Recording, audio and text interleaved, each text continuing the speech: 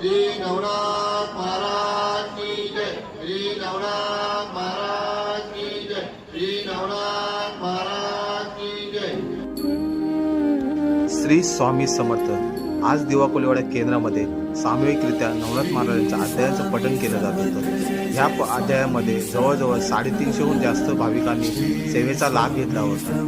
या सेवेमध्ये अशीच अखंडता राहो ही स्वामीचरणी प्रार्थना आणि अमाप गर्दी पाहता या सेवेकरांनी सुद्धा या सेवेचा भरपूर लाभ घेतला आणि अशीच सेवा घडो ही स्वामीचरणी प्रार्थना। श्री स्वामी समर्थ।